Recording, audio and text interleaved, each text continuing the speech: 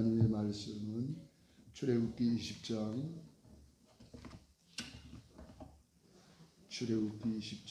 4절 5절입니다.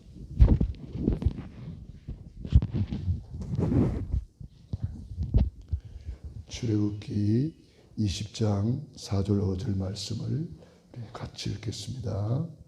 출애굽기 20장 4절 5절 말씀 시작. 너를 위하여 새긴 우상을 만들지 말고 또 위로 하늘에 있는 것이나 아래로 땅에 있는 것이나 땅 아래 물속에 있는 것에 어떤 형상도 만들지 말며 그것들에게 절하지 말며 그것들을 섬기지 말라. 나 내 하나님 여호와는 질투하는 나님인즉 나를 미워하는 자의 죄를 갚되 아버지로부터 아들에게로 3, 4대까지 이르게 하거니와. 나를 사랑하고 내 계명을 지키는 자에게는 1000대까지 은혜를 베푸느니라. 아멘. 우리는 1000대까지 은혜 받는 자리에 있는 줄로 믿습니다. 너무나 감사합니다.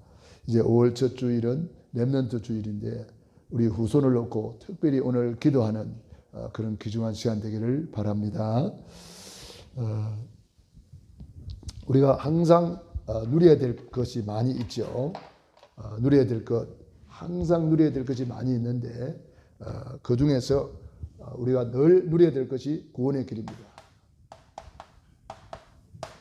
하나님께서 천지를 창조하시고 맨 마지막 날 우리 사람을 창조하셨습니다. 우리 사람이 하나님과 함께 할 때에 너무나 행복했습니다. 그게 어디냐?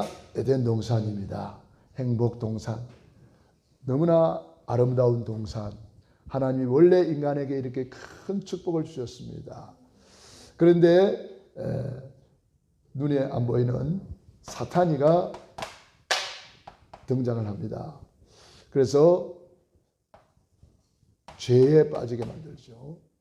죄 때문에 결국은 우리 인간은 하나님을 떠나는 그런 사건이 생겼습니다. 그래서 우리 인간이 그때부터 하나님과 우리 사이가 끊어지고 말았습니다. 그래서 너희는 너희 아비 마귀 자녀가 되었습니다. 마귀 자녀는 일생 동안 불행하게 살다가 영원히 불타는 지옥으로 떨어집니다. 지옥같이 살다가 지옥 가는 거죠. 너무나 불쌍합니다. 자, 우리 인간이 이렇게 멸망받는 것을 하나님은 버려두지 아니하시고 구원자를 보내주셨습니다. 하나님이 세상을 이처럼 사랑하사 독생자를 주셨으니 이는 저를 믿는 자마다 멸망치 않고 영생을 얻게 하려 하십니다. 구원자가 누굽니까? 예수님이죠. 그 예수님이 십자가에서 뭐였죠? 다 이루었다. 우리 예수님 십자가에서 다 이루었다 선포하셨어요. 다 이루었다. 십자가에서 뭘 다 이루었습니까? 모든 이 흑암의 세력을 다 꺾어버리고 죄와 저주에서 해방시키고 하나님 만나는 길을 열어주시고 그 증거로 주님은 뭐였죠? 부활하셨습니다. 부활하신 그분을 우리는 뭐라 그래요? 그리스도. 반드시 예수님의 십자가와 부활이 들어가야 돼요. 그래야 그리스도가 나오는 거예요. 그리스도는 뭡니까? 예수님의 직분을 말하는데 직분 3가지. 예수님은 참된 왕으로서 사탄 마귀를 완전히 박살내고 우리에게 승리를 주셨습니다. 예수님은 참된 제사장으로 죄와 저주에서 완전히 해방시키고 우리의 모든 죄를 용서하시고 우리에게 해방을 주셨습니다. 빚을 다 갚아버린 거죠. 죄악의 빚을 주님이 다 청산해버린 거죠. 그리고 예수님은 누굽니까? 참된 선지자로 하나님 떠난 인간 하나님 만나는 길을 열어주셨습니다. 이 3가지를 하신 분을 우리는 그리스도라 그래요. 이 그리스도를 내 마음에 영접하는 것을 구원이라 그래요. 영접하는 자 곧 그 이름을 믿는 자들에게는 뭐죠? 하나님의 자녀. 하나님의 자녀가 되는 거예요. 하나님의 자녀. 하나님의 자녀는 일생 동안 행복하게 살다가 천국같이 살다가 천국, 영원한 천국으로 우리는 가게 될 것입니다. 이 예수님을 내 마음에 모셔드리는 것이 구원입니다. 그래서 예수님을 내 마음에 주인으로 모셔드리면 우리는 영원한 천국의 주인공이 되는 줄로 믿습니다. 기도를 따라합시다. 주 예수님 감사합니다. 오늘 말씀 듣고 주 예수님을 나의 주인으로 나의 왕으로 모셔드립니다. 모든 죄를 용서해 주시고 구원해 주시니 감사합니다. 지금 성령으로 내 마음속에 들어오셔서 다스려 주시고 인도해 주옵소서. 예수님의 이름으로 기도합니다. 아멘. 자, 우리 예수님을 내 마음에 영접하는 기도를 할 때에 주님은 우리 안에 성령으로 들어오셔서 영원토록 함께 하십니다. 이 놀라운 축복을 모르고 많은 사람들은 지금도 불신자 상태에 그대로 빠져 있는데 오늘 후손 문제에 대해서 말씀드리겠습니다. 후손 문제. 오늘 출애굽기 20장 4절 5절 후손 문제에 빠져 있는 많은 사람들의 모습이 있고 우리는 이 후손 문제가 해결되어서 후손 문제에서 빠져나와서 우리는 이제 천대까지 은혜를 받는 복의 근원이 되었습니다. 자, 그러나 하나님을 떠난 인간의 문제는 지금 후손 문제 때문에 너무나 고통 속에 있는 사람이 많습니다. 후손 문제 때문에. 끊임없는 가정 가문의 우환이 찾아온다. 가정의 우환, 질곡 이런 것들이 막 찾아옵니다. 영적 유산이 자녀와 후손에게 전달됩니다. 영육 유산이 영과 육의 유산이 전달이 돼요. 이걸 가문에 흐르는 저주다 그렇게 말합니다. 땅만 유산으로 남겨지는 것이 아니고 인간의 근본 문제 창세기 3장 문제가 유산으로 전달이 되는 거예요. 로마서 5장 12절에 보니까 한 사람으로 말미암아 죄가 세상에 들어오고 한 사람으로 말미암아 멸망이 왔다. 한 사람 아담의 저주 재앙이 모든 사람에게 전달이 되는 거죠. 한 사람.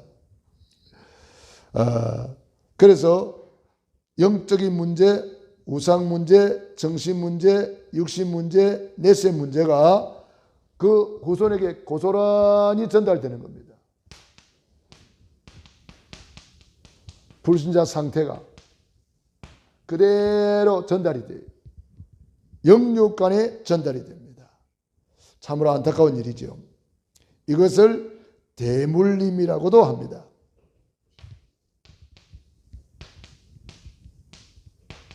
대물림. 대대로 이렇게 내려가는 거예요. 오늘 읽은 말씀에도 자손 3, 4대까지 저주재앙이 내려간다 그랬었거든요.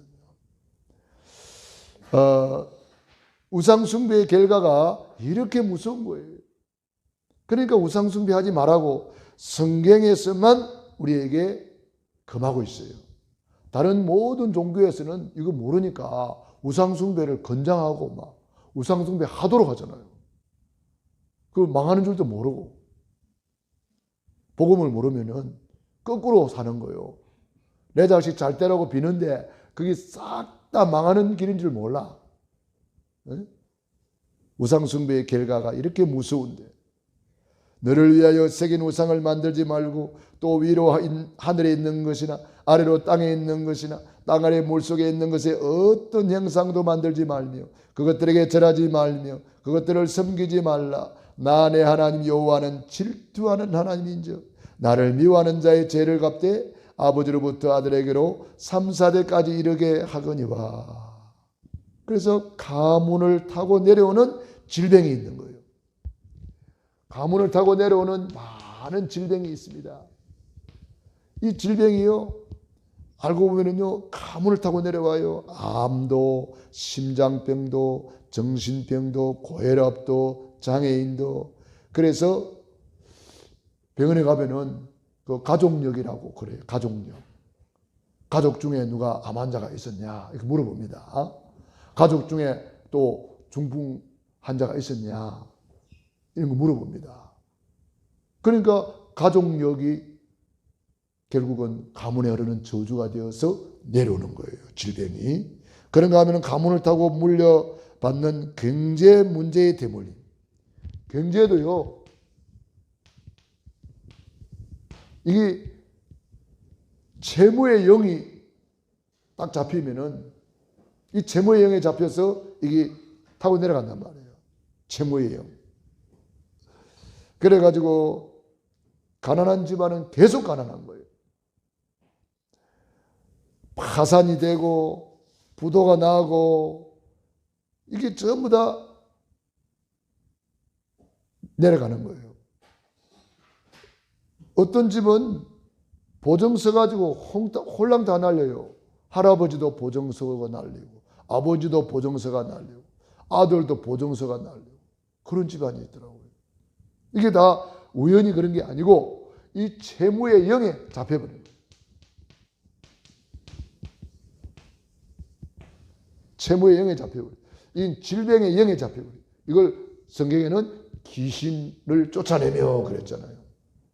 예수님께서 귀신을 쫓아내며 질병의 영을 쫓아내야 질병이 치유가 되는 거예요. 채무의 영을 쫓아내야 이 귀신의 역사란 말이에요. 채무의 영을 쫓아내야 채무에서 해방이 되는 거예요. 그렇기 때문에 우리 집안을 조사해 볼 필요가 있어요. 우리 할머니, 할아버지는 어떻게 살았나? 우리 아버지, 어머니는 어떻게 살았나? 이것을 전부 다 조사를 해가지고 미리 꺾어야 돼요. 미리 저주를 재앙을 꺾어야 돼요. 안 그러면 이게 나도 모르게 솔솔 타고 내려옵니다. 3, 4대까지 내려가니까. 가문을 타고 영향을 주는 가정 파탄의 대물림. 참 가정 파탄 이것도요, 어쩌면 그렇게 어떤 집안에는 딸 5인데 싹 다 이혼한 집안도 있어요. 어쩌면 그럴까요? 싹 다 이혼해버려요. 이게 우연히 그런 게 아니고 이 가정 파탄의 영이 들어가는 거예요. 가정 파탄의 영이 들어가요. 그래서 우리에게 예수 이름의 권세를 주셨어요. 내 이름으로 귀신을 쫓아내라. 먼저 강한 자를 결박한 후에야 그 세간을 강탈하리라. 가정 파탄의 대물림의 영이 있습니다. 이혼을 시키고 가정 폭력을 행사하고 가정에서 서로 원수지게 만들고 가문끼리 서로 형제끼리 싸우고 원수대가 있는 집안이 얼마나 많습니까? 참으로 안타까운 일이죠. 가문을 타고 찾아가는 영적 고통의 대물림.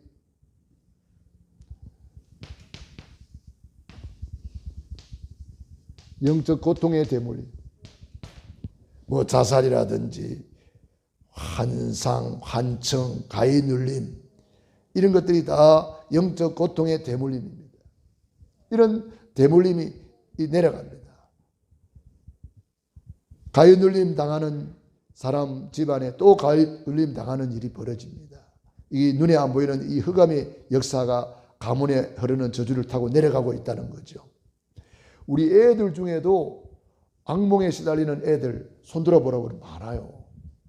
애들 중에도 환청을 보는 애들도 있어요. 환청을 듣고 환상을 보는 애들. 심지어 애들 귀신을 보는 애들도 있어요. 저 귀신이 있다고 그러고 막. 우리 민정이 민준이는 그런 거 안 보나? 안 봤어? 귀신 안 봐요? 귀신을 봐? 누나 때문에 본다고?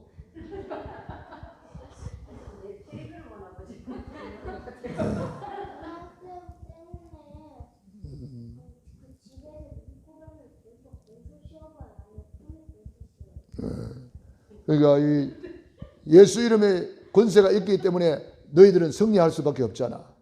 귀신 나타나면 어떻게 해야 돼요? 예수 이름으로 물러갈지어다.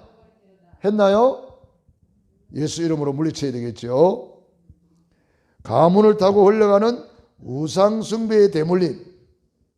우상숭배도 이게 대물림 돼요.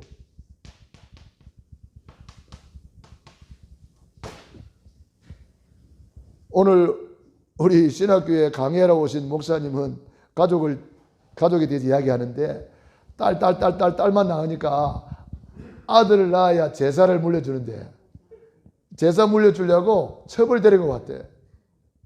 그래가지고 두 어머님이 낳은 자식이 13명이래. 그래가지고 그 집안이 뭐 이게 좀 복잡하게 됐는데 참 감사하게도 예수님 믿고 목사님들이 막 여러 명 나오고 장로님들이 여러 명 나오고 예수님 믿고 승리한 거죠. 만약에 그런 집안이 예수를 안 믿으면 어찌 되겠어요? 서로 막 싸우게 되잖아요. 얼마나 힘들겠어요. 예수 믿었으니까 다행이지. 자, 우상숭배로 말미암아 고사, 제사 지내고 뭐 구다하고 이 다 이게 가문에 흐르는 저주로 내려갈 수 있다. 그래서 엄마가 무속에 빠지면은요, 그 딸들이 다 무속에 빠져 있더라고. 엄마 하는 것을 보고 그대로 따라 배우니까. 또 엄마가 하니까 그 악한 영이 대물림 돼가지고 다 내려가는 거예요. 무속인 집안에 또 무속인이 나오잖아요. 그래서 그 무속이 대물림 되니까 무속인 대물림 안 되도록 하기 위해서 자기가 무당 받는 사람이 많아요. 보니까. 우리 자녀한테는 이거 안 물려주려고. 근데 안 물려줍니까? 그대로 또 내려가는데 이걸 끊는 것은 복음밖에 없는 줄로 믿습니다. 그래서 가문의 이 저주를 우리가 끊어야 돼. 가문을 위해 기도하는 한 사람, 정말 기도에 한 사람 나오면 됩니다. 기도의 한 사람. 아브라함이 뭐 하는 사람입니까? 원래는 우상숭배하는 가문에서 우상숭배하면서 자랐어요. 아브라함 아버지가 우상 장사하는 사람이고 그 우상 숭배하는 그 가문에서 태어났어요. 아브라함이. 그래서 근데 로마서 4장 18절로 25절 아브라함이 바랄 수 없는 중에 바라고 믿고 기도하기 시작했습니다. 그랬더니 아브라함이 한 사람이 기도하니까 아브라함 가문은 믿음의 명문 가문이 되었어요. 믿음의 조상이 되었어요. 얼마나 감사합니까? 우리 한 사람 한 사람이 믿음의 명문 가문 될 수 있습니다. 여러분이 믿음의 시조가 될 수가 있습니다. 저도 우리 집안에서 제가 먼저 예수를 믿었거든요. 제가 믿음의 시조입니다. 우리 집안에서는. 우리 저 집사람도 마찬가지고요. 그런데 지금 가문이 다 복음화 되잖아요. 우리 임성민 권사님도 마찬가지잖아요. 네, 우리 집사람도 마찬가지잖아요. 다 믿음의 시조들만 모였네. 할렐루야. 얼마나 감사합니까? 정말 우리가요, 사실은 아브라함의 복을 받은 거예요. 네, 우리는 아브라함의 복을 받았다. 나는 복의 근원이다. 그런 확신을 가지기를 바랍니다.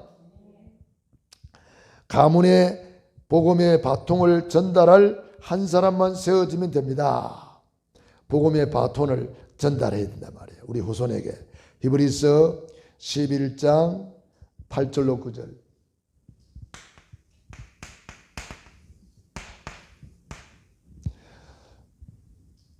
믿음으로 아브라함은 부름을 받았을 때 순종하여 갈 바를 알지 못하고 나아갔다. 그리고 그 믿음을 그 아들 이삭에게 전달을 했습니다. 이 언약을 전달하는 것 중요합니다. 그래서 우리 자녀에게 절대로 저주를 물려주지 말고 축복을 물려줘야 돼요. 아브라함 한 사람이 복음 받고 언약을 후손에게 전달했잖아요. 이삭에게 전달하고 이삭이 야곱에게, 야곱이 요셉에게, 이게 쭉쭉쭉 내려가잖아요. 복음이 전달되는 거죠. 가문의 우상을 숭배를 끊어줄 한 사람만 일어나면 성리하게 되어 있습니다. 그러니까 이 우상을 꺾어줄 한 사람, 참 한 사람이 중요한 거죠. 한 사람. 우상을 꺾는 것을 권세라고 말합니다. 권세. 지금 많은 사람들이 이 권세가 있는데 뭘 사용을 못해요. 우리가 기도는 언약을 잡고 기도하는 것이고, 권세는 주님이 주신 그리스도의 삼중직의 권세를 사용하는 거예요. 왕권을 사용하는 거예요. 제사장권을 사용하는 거예요. 선지자권을 사용하는 거예요. 이거는 권세는 사용할 때 나타나는 거예요. 그래서 마태복음 12장 28절 29절, 먼저 강한 자를 결박한 후에야 그 세간을 강탈하리라. 먼저 강한 자를 꺾어야 우리 집안의 가문에 흐르는 저주가 끊어지고 그 잡혀있던 영혼들이 돌아오고, 흑암을 꺾어야 흑암 경제가 무너지고 빛의 경제가 돌아오고, 가문에 흐르는 저주를 꺾어야 제사 우상이 무너지고 제사가 변하여 예배가 되는 거예요. 그 문화를 바꾼 거죠. 저주의 흐름을 축복으로 바꾸는 거예요. 그 권세를 마음껏 사용해야 돼요. 여러분들이 권세를 보통 사용해서는 안 돼요. 강하게 권세를 사용해야 돼요. 권세를 주었는데 우리가 사용을 안 해가지고 그냥 당하는 경우가 너무 많아요. 요업이 사탄한테 당할 때에 권세를 사용했다는 말이 없어요. 요업이. 만일에 요업이 권세를 사용했다면 그렇게 당했을까? 저는 당하지 않았을 거라고 생각하거든요. 가룟 유다의 마음에 예수 팔려는 생각을 넣었을 때에 가룟 유다가 예수 이름의 권세를 사용했다면 가룟 유다가 예수님 팔아먹고 저주받은 인생이 되었을까? 그러지 않았을 거란 말이에요. 사울 왕 마찬가지입니다. 악신이 자꾸 들어붙을 때에 다윗이 찬송하고 흑암을 꺾으니까 악신이 떠나가 버렸잖아요. 그런데 다윗이, 이 사울 왕이 다윗을 미워해가지고 다윗을 쫓아보내고 난 뒤에 그만 악령한테 잡혀가지고 계속 시달리잖아요. 그때에 사울 왕이 권세를 사용했다면 그 귀신한테 당하지 않죠. 구원은 받아놓고 구원받은 자의 신분 권세 축복을 몰라 사람들이. 구원받아놓고도 누리지 못해. 구원의 내용을 모르니까. 구원받은 저와 여러분은 어마어마한 신분 권세 축복이 있습니다. 그 사용해서 누려야 되는 거죠. 한 사람, 이거 꺾을 줄 아는 한 사람만 있으면 돼요. 한나 한 사람, 에스더 한 사람, 모세 한 사람, 한 사람이 꺾었는데 다 살리잖아요. 할렐루야. 그래서 이 한 사람, 아브라함 한 사람 통해서 믿음의 조상, 믿음의 시조가 되었습니다. 창세기 12장 1절로 4절. 아브라함이 복의 근원이 되고 말씀을 쫓아갔다. 그래서 우리는 항상 주의 말씀을 쫓아가야 됩니다. 주의 말씀은 내 발의 등이요 내 길의 빛이니이다. 말씀을 쫓아가는 거죠. 가문의 이 믿음의 시조가 될 수 있도록 우리도 이제 도전해야 되는 거죠. 이미 여러분은 이미 믿음의 시조가 됐지요. 이제 가문의 복음 가진 우리에게 가문에 문제가 있다. 복음 가진 우리에게도 가문의 문제가 있을 수 있거든요. 그런데 이 가문의 문제는 시대적 메시지요, 시대적인 응답이 예비되어 있습니다. 성경에 보세요. 호세아 가정이 있어요. 호세아 가정에 고멜이라는 사람이 있었죠. 하나님이 이 고멜이라는 사람은 아주 쉽게 말하면 그 음란한 여자예요. 거기에 장가를 가라 그랬어요. 왜? 시대를 보여주기 위해서. 지금 이스라엘이 하나님께 범죄해가지고 이렇게 시대적으로 악한 시대가 되었다. 그걸 보여주기 위해서 하나님이 호세아 가정을 들어서 고멜한테 장가를 보냈는데, 고멜이 어느 날 보니까 집 나가가지고 딴 남자하고 놀고 있어요. 하나님 어떻게 하면 될까 하니까 하나님이 가서 데리고 와라 그래요. 용서해 줘라. 이 뭐 말입니까? 하나님이 우리를 그렇게 용서해 준다 이 말이에요. 또 한참 있다가 어느 날 없어져서 보니까 또 딴 남자한테 또 가 있어. 그 하나님께 물어보니까 하나님 어떻게 할까요? 그러니까 또 데리고 와라 그러는 거예요. 그게 뭐냐? 하나님이 우리를 그렇게 사랑해 주는 거예요. 호세아 이것이 무슨 말이냐면은 우리 하나님을 사랑하는 그것을 보여주는 거예요. 한나 우리가 잘 알잖아요. 한나에게 자녀가 없어. 그것도 큰 문제잖아요. 가정의 문제는. 그런데 자녀가 없는 게 그냥 없는 게 아니고 시대적인 메신저를 주려고, 시대적인 메시지를 가진 메신저를 주려고 나시린을 주려고 하는 나시린. 그러니까 하나님이 우리에게 문제가 있는 것처럼 보이는데 사실은 시대적인 메시지요. 그게 사울왕, 이 사울왕 때문에 사실은 다윗은 시대적인 응답을 받아요. 사울왕은 변화가 안 되었어요. 다윗이 그렇게 사울을 위해서 기도했는데 변화가 안 되고 그랬지만은 복은 누가 받아요? 다윗이 받는 거예요. 요셉 가정도 마찬가지잖아요. 요셉의 형들, 이 요셉은 사실은 형들 때문에 고난당하는 것처럼 보여도 그게 아니에요. 요셉은 형들 때문에 오히려 시대적인 메시지를 깨닫고 시대적인 응답을 받게 돼요. 그러니까 저와 여러분에게 가정에 문제가 있다는 것은 그거는 답을 가진 우리에게는 문제가 아니고 뭐요? 시대적인 메시지요, 시대적인 응답을 주기 위한 하나님의 계획이다. 그렇게 깨달으면 제대로 깨달은 거예요. 결론입니다. 출애굽기 20장 6절, 우리는 이 축복 속에 있습니다. 나를 사랑하고 내 계명을 지키는 자에게는 천대까지 은혜를 베푸느니라. 우리가 이 축복 받은 줄로 믿습니다. 이걸 가지고 우리는 우리 자녀를 축복하고 기도해야 되겠습니다. 이 말씀을 가지고 확신하고 기도하고 이번에 우리 자녀들 전부 다 믿음 안에 돌아올 수 있도록 여러분이 간절히 기도하세요. 한 사람의 기도는 다 살릴 수 있습니다. 한 사람의 기도는 다 변화될 수 있습니다. 여러분이 언약의 한을 가지고 이번에 기도해서 내 가정 가문이 복음화되고 내 자녀들이 다 하나님 품으로 돌아오기를 주의 이름으로 축원합니다.